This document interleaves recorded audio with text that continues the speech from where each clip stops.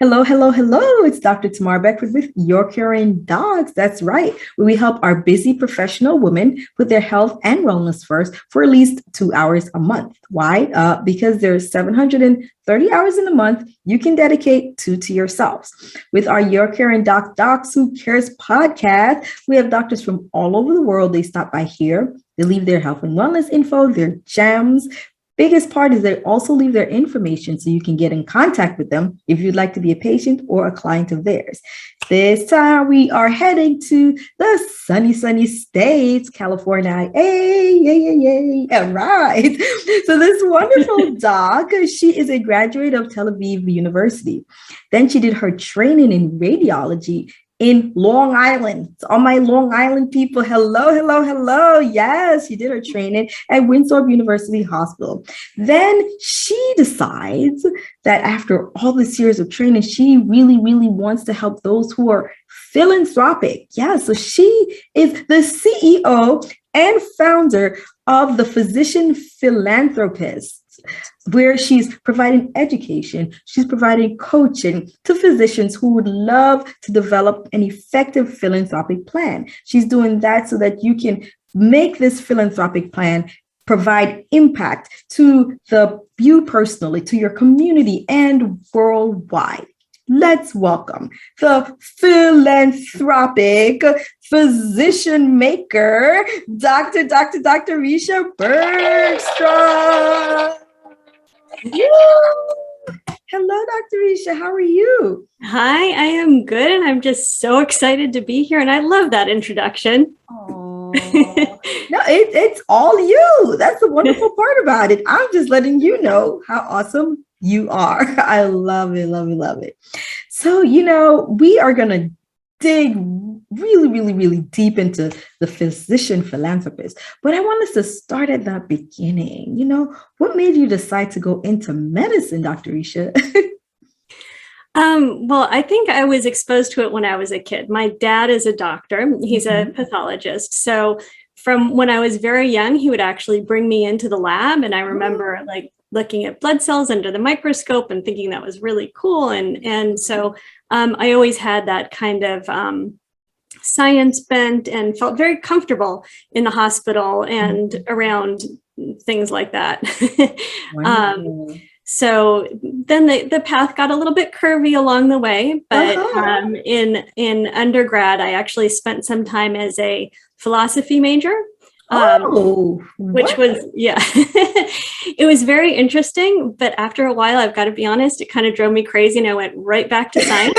You're like, okay, you've delved deep into the mind and then you brought yourself back up and you're like, okay, back into the sciences.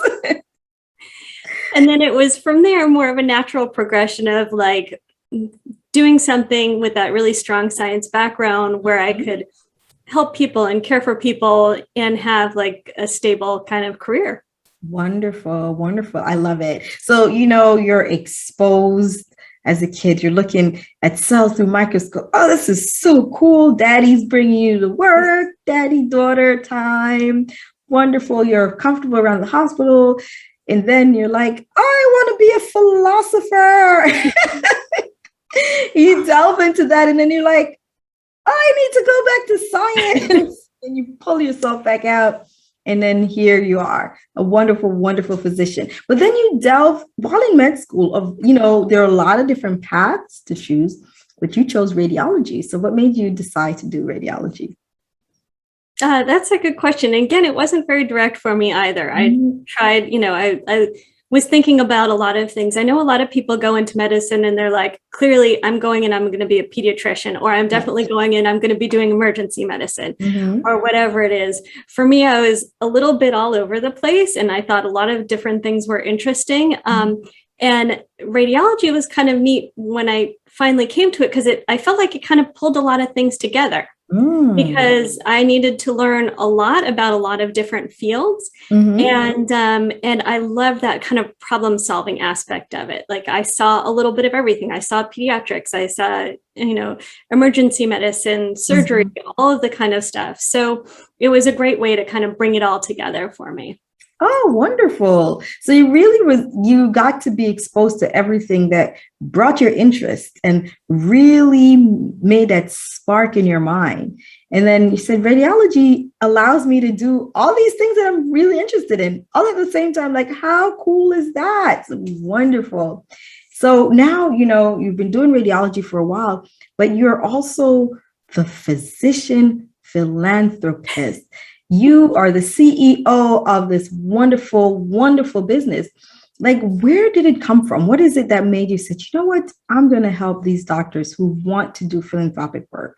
How do I get them to really make it simple and help them really make that impact that they have in their heart? Like, how did this come about?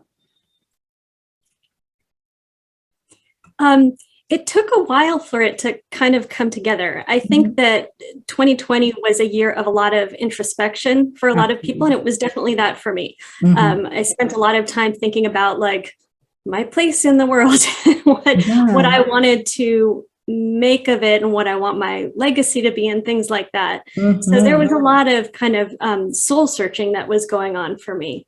And one of the things that I found was I kept coming back to philanthropy and what I put out in the world.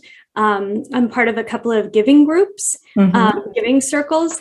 And during one of them, somebody said something that really stuck with me. She said, during this pandemic, there's so many people are having a hard time. There are so many people who are suffering.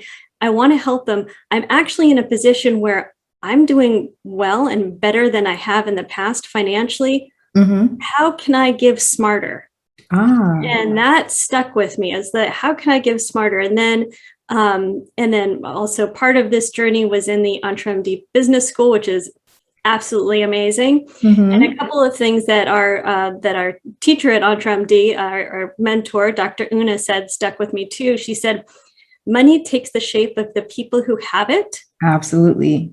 And doctors care about people, and all of those things kind of stuck with me. And that idea of like, we can do this smarter, we can do it together. We have this amazing tribe of people who care, and money can do good in our hands. And I wanted to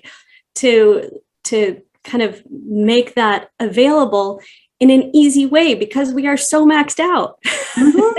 Yeah, that's true. You want to help, but then you start thinking of the additional tasks of 5 different steps in order to help. You're right. You really get maxed out. And you're just like, can't I just do this? And I think that's what you're deciding. You're like, I can help you help. Yes. Wonderful, wonderful. So what is the that's the premise of the physician philanthropist. Like, what are some of the things that you're able to provide for those who are going to come in and they're like, hey, Dr. Recha, thank you so much. I'm going to let you help me help. Well, so what I've done is I'm creating a course, an online on-demand course, because as a physician, I know that I have a really hard time getting to meetings at certain times, and weekends are off limits or evenings are difficult. So I wanted to provide something that was going to be easy for doctors to do on their own time. So I'm developed a 4-week, 4-part course to help doctors start with figuring out what their giving plan is, which is, the start is that finding your focus, connecting with your why, and deciding what you want to contribute to, what your values are, what are your personal giving goals. So that's the start. And then kind of giving an outline of an idea of how it works, what's out there. Some of these things are so confusing, nonprofit versus not-for-profit. And then, there are so many different organizations that you can give to and so many different ways to give to them. So the course kind of gives this structure of like, these are what you can give to, these are the structures to give to them, and kind of like demystifying and making it a little bit easier to think about. Yeah, less daunting. Yes. I love the fact that you said that there are different ways to give. That's so interesting because a lot of times when we think about giving, we're like, oh, okay, monetary. Oh, that's the only way. And then even when you think you're really brought on the mindset that if you're doing philanthropy, you need to have millions of dollars. And then you're so far, you're saying, okay, now I'm super rich. I can start giving. Like, I'm pretty sure that you're demystifying that myth right here as a physician philanthropist. How is it that you will approach those who think that way? That's a great question. It's actually often the first thing that I'm faced with when people say, oh, you're into philanthropy. I like to turn that around because it can be very empowering to identify as a philanthropist. And it doesn't mean that you have to have millions of dollars. You don't have to have billions of dollars or a big foundation. What you do with your money, where you choose to put it, makes a difference. It can be small things, it can be large things. It doesn't have to be money, it can be your time, it can be things you don't use anymore, or goods that you want to donate. Anytime that you give, you are being a philanthropist. A philanthropist is somebody simply who has love of mankind. That's like the definition of philanthropy, or what it, and so when you put yourself out there that way, in all those ways, you're being a philanthropist. If you donate to somebody's kid's fundraiser at school for the local food bank or something like that, you're being a philanthropist. You don't need millions for that, and you're making an impact. So it's empowering. And I would like to see more people feel that power and be intentional about where they put it. Yes, that's so powerful. So, that added mindset of thinking, I am a philanthropist only because I have millions of dollars and I can donate and I have this library named after me or I have this building named after me. It's like, no, you're a philanthropist because you have a love for mankind or humankind and you are donating what you have or what you feel that you have an excess of to help others. You're a philanthropist. So if you are donating, during the holiday seasons, you have excess toys where you bought all these additional toys for your children, and you are seeing that there are other families out there struggling who want to also have a wonderful holiday season, and you're donating toys. You're a philanthropist. If you are donating excess food to the food banks, you're a philanthropist. Like, you can add that to your title as a philanthropist. And you're right, just even saying it makes you feel that power within you that I'm making a difference in the world. I love it. I love it, love it, love it. It really is empowering. It gives goosebumps. Like, you are a philanthropist because you care and you are doing something about it. Yes. Now, I know a lot of people, we've discussed, they're thinking that money, money, money is the only way to do philanthropic things. And there are a lot of ways people are being asked for money. Oh, can you donate to this? Or, hey, this is happening to a family member of mine. We're starting a GoFundMe, and hey, I've sent you the link. Like, how does one react and really get their mindset and deal with that when they feel like they're being bombarded? Because that's the feeling that they get. Not that they are, but they feel as if they're being bombarded by these donate to my blank medical care. That's a great question. That's a great question. And I think at the time of this recording, towards the end of the year, we are going to be feeling a lot of that right now. So the way I approach this is by having a plan and having a focus. So to start with, if you think of like 3 things that you want to impact most in the world, and you decide that that's what's going to be kind of the bulk of anything that you give, you're able to set some boundaries. So when you get inundated by these requests, like, this money is set aside, or this time, or these things are set aside for the things that I know and I've gone through and I've figured out these are the most important things to me. But I also encourage in a philanthropy plan to have some set aside for what I would consider reactive giving, so that you can support people that personally, or things that you wouldn't have thought of. You can set some aside, and again, it doesn't have to be a huge amount. You don't have to be doing that. But if somebody asks you for something that's outside of your regular focus area, and it aligns with what you would like to be in the world, what you'd like to accomplish in the world, then you can say yes. And here I've set this aside. I don't have to worry about being inundated. But also, I think this was something that you were speaking about recently, boundaries. It is okay to say no. You need to, and if you're feeling solid and comfortable in your plan, and you know that you are putting yourself and your time and money out there in a way that you can feel really strong about and really good about, then it makes it easier to say, no, I'm not going to donate to that. I respect that you're doing that. I think that's great. But I have my, I'm focusing on these areas, which is where I feel is most important to me personally. That is so beautifully put. I love that. And the thing that's interesting about what you just mentioned is it really starts with a plan.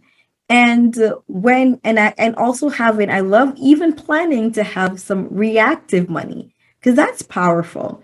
Because really, whenever the feeling of bombardment, when we say that, when someone, they're asked to give, it's because at that point in time, they would have to react, and there isn't a plan out there. But if you've planned and organized yourself, and you've organized what you would love to give, you already have it set out. So you know where it's going, and you have your reactive plan. So if your reactive money has run out, that's another part of your plan. And that's another way that you can add to those boundaries. Like, at this point, all the money that I plan on donating for this year, I've already used up those donations. Like my philanthropic money is ended. So unfortunately, I'm not going to be able to donate to your X, Y, and Z. But it doesn't mean that it's not important, but it's just that I won't be able to donate this year. That is wonderful. And it brings a sense, it's kind of releases that negative feeling that you have for saying no, because you know that you have already given. It's not that you're saying no, that you are being selfish, which I think is what's the hardest part of trying to set those boundaries, is that you feel as if you're being selfish. But within your heart you've already given, and you've done it in an organized way. You can look and see the money that you've already done. So you are still philanthropic. Yeah. So you don't feel as if you're no longer being philanthropic because you said no, because you can see that you are philanthropic, and you want to still be able to do that. So you need to be able to fill back that philanthropic cup so that you can give again later.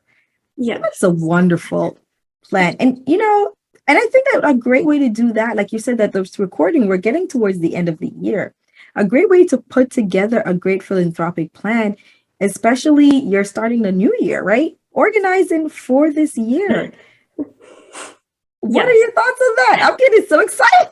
Oh, I'm so glad. I'm so glad. No, this is really fun. And I do think the end of the year can be a really good time to do it, because maybe you didn't really give this year, or maybe you have a little bit left. But, another thing about that feeling of feeling bad about not being able to contribute is you will see, as the asks, especially at the end of the year, come in, they are designed by very smart people to really tug at your heartstrings. They're really that's what they're made for. They're made to hit you where you're going to feel it.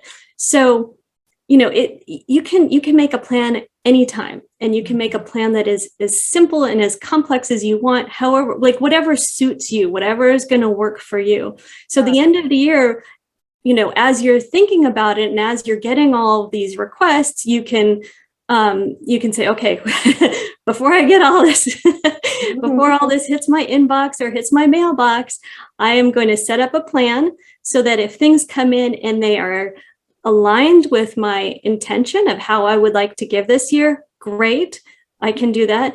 And also to make the plan to, before the end of the year, maybe make sure that you get whatever tax benefits you can be getting for yourself, because again, it's okay to have your own personal benefit while you're helping others. It's kind of one of these win-win-win kind of situations. If you're able to give and get your own benefit, great, maybe next year you'll have more to give or something like that. Yeah, yes. But or you can actually, do something nice for yourself for 2 hours a month.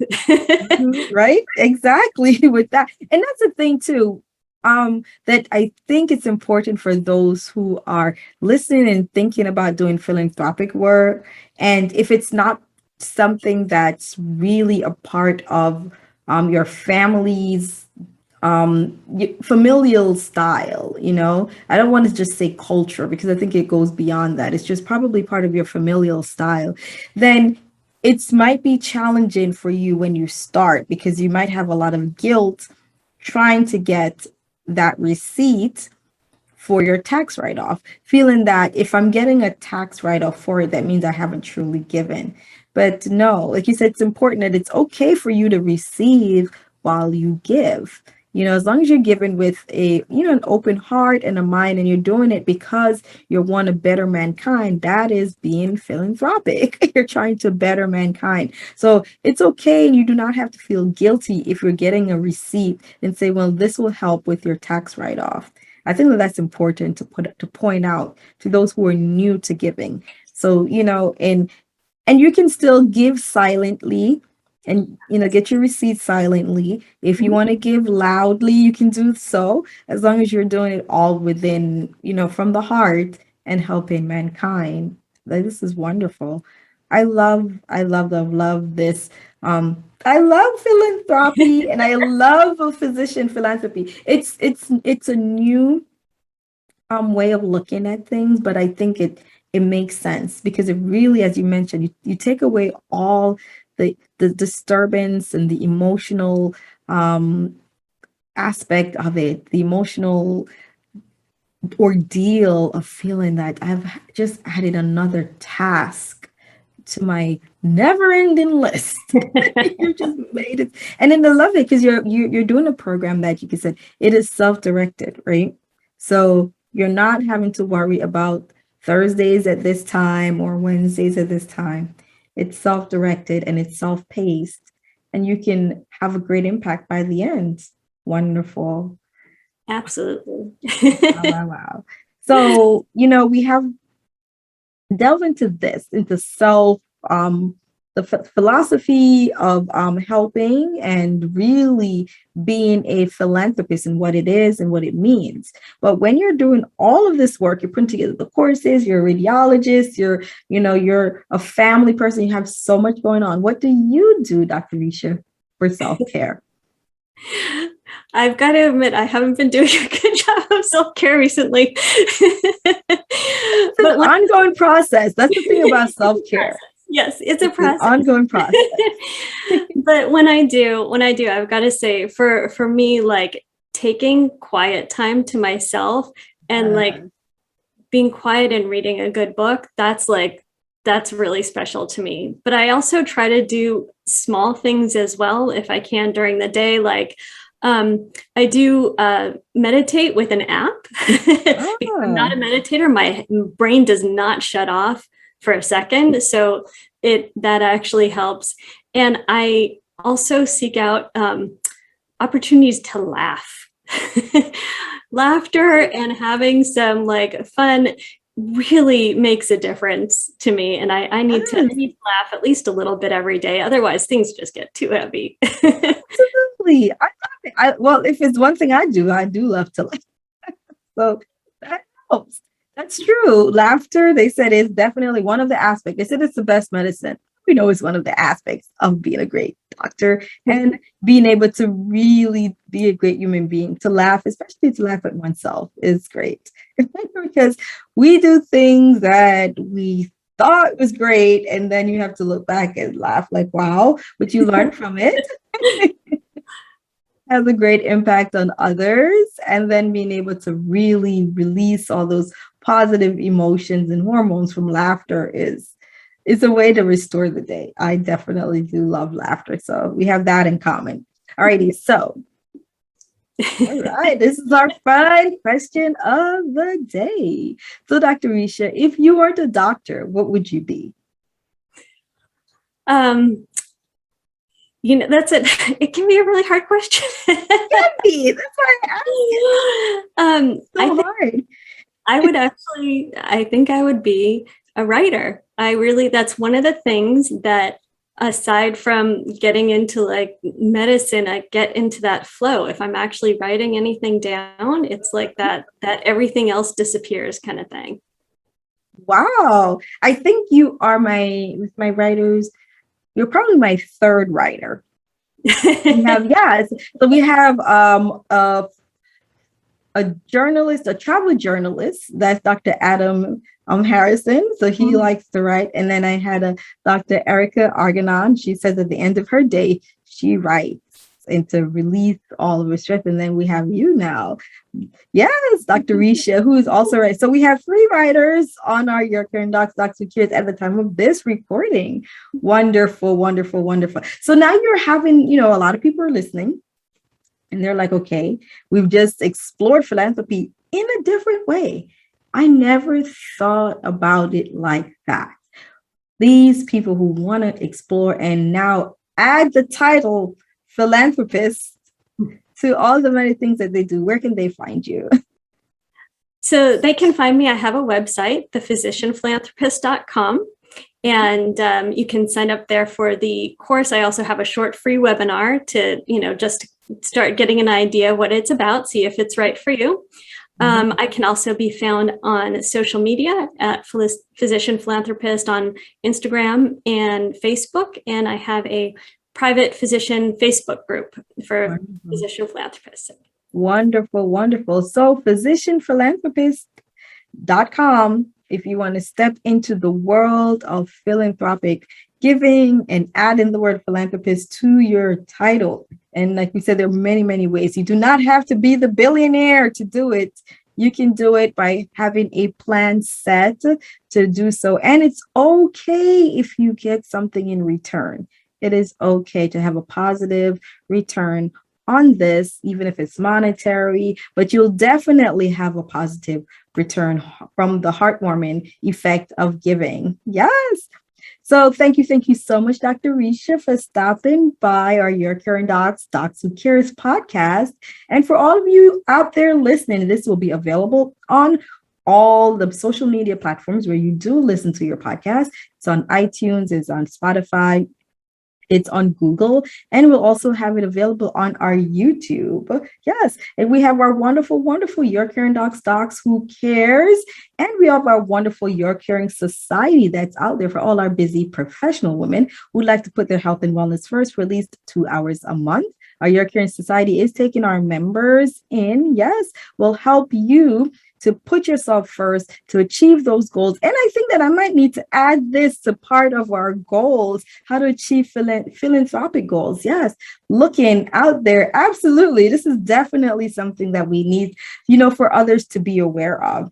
And you'll be able to set your goals for the year 2022 and attack them with a vengeance. Get so much done. Yes. And the big thing is that you have accountability. You have a wonderful community of supportive women. You're going to have some top doctors who are the best in their fields who are stopping by as our guest speakers. To get all of this great information, you can go to our website. That's yourcaringdocs.com/society. That's URCARINGDOCS.com/society. So we'll see you guys next time. Thank you so much, Dr. Recha, our physician philanthropist, for stopping by.